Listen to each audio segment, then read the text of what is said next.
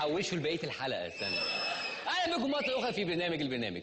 مصر دلوقتي بقت في عهد جديد، بقى في احساس جديد، بقى في احساس عالي جدا بالوطنيه وحب الوطن.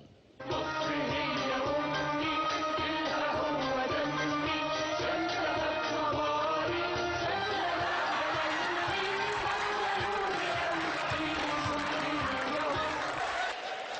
لون نيلك يا مصر، مصر مصر